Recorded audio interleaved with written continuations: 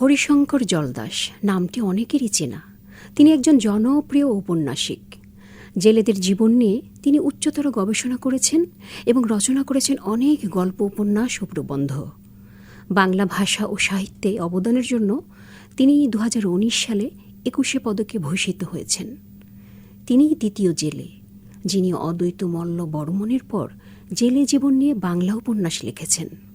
প্রখ্যাত ঔপন্যাসিক হরিশঙ্কর জলদাস 1955 সালের 12ই অক্টোবর বাংলাদেশের চট্টগ্রাম বিভাগের উত্তর পতেঙ্গা গ্রামের এক জেলে পরিবারে জন্মগ্রহণ করেন।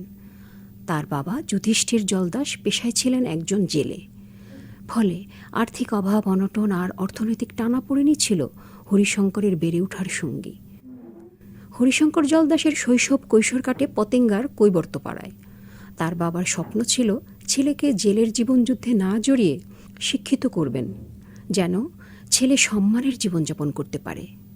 তার লেখার মাধ্যমে আমরা প্রান্তিক জীবনের যে বর্ণনা দেখতে পাই তা আসলে তার নিজের জীবনেরই স্মৃতি সঞ্চয়। হরিশঙ্করের প্রাথমিক শিক্ষাজীবন শুরু হয় দেবেন্দ্রলাল দের আদাবস্যার নামের এক পাঠশালায়। প্রাতিষ্ঠানিক শিক্ষা নিতে তিনি ভর্তি হন পতেঙ্গা বোর্ড প্রাইমারি স্কুলে। 1971 সালে পতেঙ্গা হাই স্কুল থেকে মাধ্যমিক পাশ করেন। চট্টগ্রাম সরকারি কলেজ থেকে উচ্চ মাধ্যমিক ও স্নাতক সম্পন্ন করেন তিনি। চট্টগ্রাম বিশ্ববিদ্যালয় থেকে MA পাশ করে বাবার স্বপ্ন পূরণে আরও এক ধাপ এগিয়ে যান হরিশঙ্কর। জাইলা ঘরের সন্তান বলে তাকে বিভিন্ন সময় অপমানিত হতে হয়েছে, শুনতে হয়েছে নানা কটূক্তি।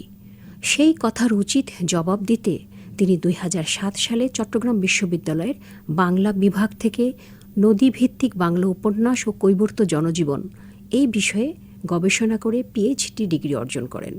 এখানে তিনি জেলেদের জীবনের সকল আনন্দ, বেদনা, উৎপত্তি, বিকাশ, তাদের সামাজিক ও অর্থনৈতিক জীবন ইত্যাদি তুলে ধরেন। পেশাগত জীবনে হরিশঙ্কর জলদাস চট্টগ্রাম সরকারি সিটি কলেজ বাংলা বিভাগের অধ্যাপক ও চেয়ারম্যান। কিন্তু কর্মজীবনের শুরুতে অভাবের দিনগুলোতে তিনি দিনে শিক্ষকতা এবং রাতে বাবার সাথে সমুদ্রে মাছ ধরতে যেতেন। 47 বছর বয়সে তিনি তার প্রথম উপন্যাস জলপুত্র লেখেন। এরপর ক্রমাগত বাজারে আসতে থাকে হরিশঙ্কর জলদাসের নতুন বই। ঈদ সংখ্যায় তার গল্প উপন্যাসের অপেক্ষায় থাকে পাঠক সমাজধার। হরিশঙ্কর জলদাসের বইগুলোতে সবসময় উঠে এসেছে নিপীড়িত, প্রান্তিক এবং নিচুতলার মানুষের কথা। হরিশঙ্কর জলদাসের উপন্যাস সমগ্র সমৃদ্ধ হয়েছে আমি মৃণালিনী নই, হৃদয় নদী, রাম গোলাম, প্রতিদ্বন্দ্বী ইত্যাদি চমৎকার উপন্যাসের মাধ্যমে। তার রচিত সংলাপের মাঝে আলাদা এক মাদকতা আছে। দহনকাল উপন্যাসের সংলাপের মধ্য দিয়ে চিত্রিত হয় জেলে সম্প্রদায়ের প্রতি বর্ণ বিদ্বেষের স্বরূপ। জাল্লানির পেডত জন্মা ব্যাসদেব, মহাভারত লেখে, গীতা লেখে, যারা আরারে ছোটজাত কয় তারা স্বর্গ পাইবাল্লাই সকাল সন্ধ্যা গীতা পড়ে।